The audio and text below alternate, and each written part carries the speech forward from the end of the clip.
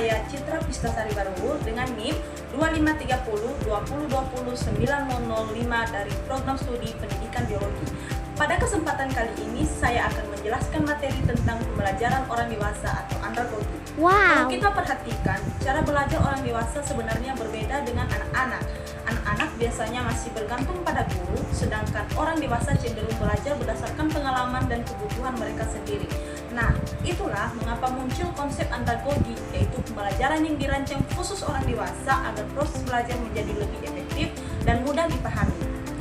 Di dalam materi ini saya akan menjelaskan tentang pengertian andragogi, berlaku andragogi, perbedaan pedagogi dan andragogi, karakteristik peserta didik dewasa, prinsip pembelajaran orang dewasa, faktor yang mempengaruhi pembelajaran, tantangan pembelajaran orang dewasa, dan juga studi kasus. Baik, langsung saja kita masuk pada pembahasan yang pertama. Jadi, sebelum membahas lebih lanjut, kita perlu tahu dulu sebenarnya apa sih itu andragogi. Andragogi adalah proses pembelajaran untuk orang dewasa. Istilah ini dipopulerkan oleh Malcolm Knowles yang dikenal sebagai tokoh utama teori andragogi. Menurut Malcolm Knowles, orang dewasa belajar bukan karena dipaksa, karena mereka sadar bahwa ilmu tersebut penting bagi kehidupan mereka. Kalau anak-anak biasanya lebih banyak diarahkan oleh guru. Orang dewasa lebih suka belajar melalui pengalaman, diskusi, dan pemecahan masalah. Contohnya, seperti mahasiswa yang kuliah untuk masa depan, karyawan mengikuti pelatihan untuk meningkatkan kemampuan kerja, atau masyarakat yang belajar keterampilan baru untuk membuka usaha. Jadi, dapat disimpulkan bahwa andragogi itu lebih menekankan kebutuhan, pengalaman, dan keaktifan peserta didik. Nah, setelah mengetahui pengertian andragogi, tentu kita berpikir sebenarnya siapa saja sih yang terlibat dalam pembelajaran andragogi ini? Nah, di dalam pembelajaran andragogi terdapat dua pelaku utama. Yang pertama, peserta didik dewasa. Peserta didik dewasa ini adalah orang yang sedang mengikuti proses pembelajaran, seperti mahasiswa, guru, pekerja, maupun masyarakat umum. Mereka belajar karena memiliki tujuan tertentu, seperti ingin meningkatkan keterampilan, menambah pengetahuan, atau memperbaiki kualitas hidup. Nah, pelaku yang kedua yaitu fasilitator atau pengajar. Fasilitator bisa berupa dosen, tutor, instruktur, pelatih, atau narasumber. Dalam andragogi, tugas pengajar bukan hanya memberikan materi, tetapi juga membimbing, mengarahkan diskusi, dan membantu peserta memahami materi. Nah, setelah mengetahui pelaku andragogi, mungkin muncul pertanyaan, apa sih yang membedakan orang dewasa dengan pembelajaran anak-anak? Pedagogi merupakan metode pembelajaran untuk anak-anak, sedangkan andragogi merupakan metode pembelajaran untuk orang dewasa. Pada pedagogi, guru lebih dominan dan anak-anak masih bergantung pada guru. Sedangkan pada andragogi, peserta didik lebih mandiri dan pembelajaran lebih banyak menggunakan diskusi serta pengalaman. Selain itu, orang dewasa biasanya lebih tertarik mempelajari hal-hal yang bisa langsung diterapkan dalam kehidupan sehari-hari. Nah, sekarang orang dewasa memiliki cara belajar yang berbeda. Tentu mereka juga memiliki karakteristik atau ciri khas tersendiri. Karakteristik yang pertama yaitu lebih mandiri. Orang dewasa biasanya ingin menentukan sendiri cara belajar yang menurut mereka nyaman dan efektif. Karakteristik yang kedua yaitu memiliki banyak pengalaman. Pengalaman hidup tersebut membantu mereka memahami materi dengan lebih mudah. Karakteristik berikutnya yaitu belajar karena kebutuhan.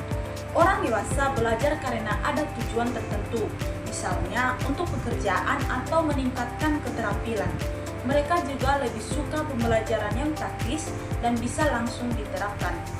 Dan karakteristik yang terakhir yaitu memiliki tujuan yang jelas sehingga mereka cenderung lebih fokus dalam belajar.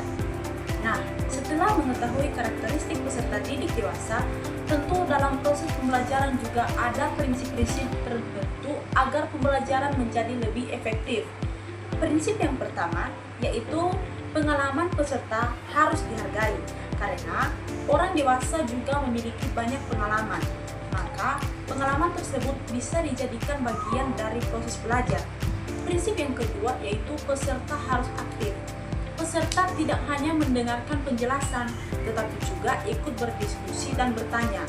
Nah, prinsip berikutnya yaitu materi harus sesuai dengan kebutuhan peserta. Jika materi dianggap penting dan bermanfaat, biasanya peserta akan lebih mudah memahami pembelajaran. Selain itu, suasana belajar juga harus nyaman agar peserta lebih percaya diri dalam menyampaikan pendapat. Dan prinsip yang terakhir yaitu pembelajaran harus fokus pada pemecahan masalah nyata di dalam kehidupan sehari-hari. Selanjutnya, faktor yang mempengaruhi pembelajaran orang dewasa. Namun, dalam kenyataannya, proses pembelajaran orang dewasa tidak selalu berjalan lancar. Ada beberapa faktor yang mempengaruhi pembelajaran tersebut, di mana faktor yang pertama yaitu faktor internal atau dari dalam diri, seperti motivasi belajar, minat belajar, rasa percaya diri, dan kondisi fisik maupun mental. Sedangkan faktor eksternal berasal dari luar, seperti lingkungan belajar, dukungan keluarga, cara mengajar fasilitator, dan waktu belajar. Jika faktor-faktor tersebut mendukung, maka proses pembelajaran akan berjalan lebih efektif. Selanjutnya, tantangan pembelajaran orang dewasa. Nah, selain faktor-faktor tadi, orang dewasa juga memiliki beberapa tantangan di dalam proses belajar. Contohnya, sulit membagi waktu karena pekerjaan, mudah merasa lelah, kurang percaya diri, dan sulit fokus karena memiliki banyak tanggung jawab. Oleh karena itu, pembelajaran orang dewasa sebaiknya dibuat lebih fleksibel, santai, dan banyak menggunakan diskusi agar lebih mudah dipahami. Selanjutnya, kita masuk pada studi kasus. Nah, setelah membahas teori tentang andragogi, selanjutnya saya akan menjelaskan sedikit tentang studi kasus yang saya dapatkan. Studi kasus ini dilakukan di Balai Latihan Kerja atau BLK di Kabupaten Sambas.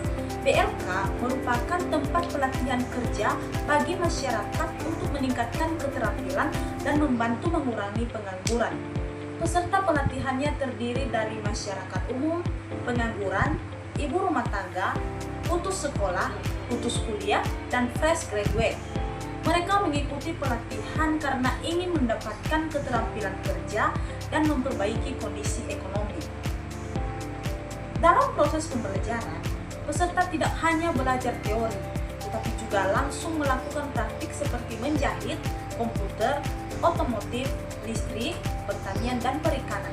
Hal ini sesuai dengan konsep andragogi karena orang dewasa lebih mudah memahami materi melalui pengalaman langsung dan praktik nyata.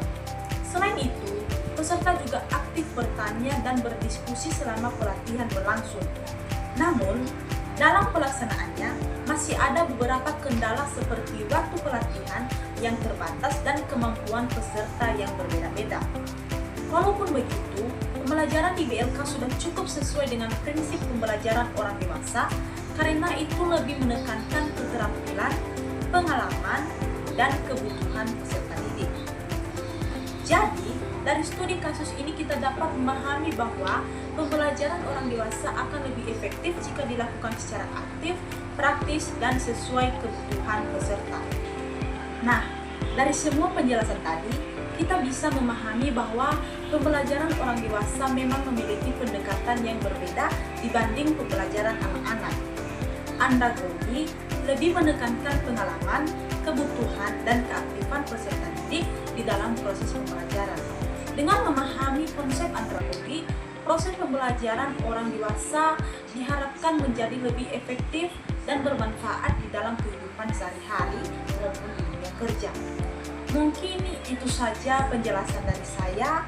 Terima kasih atas perhatiannya dan telah menonton video saya. Wassalamualaikum warahmatullahi wabarakatuh.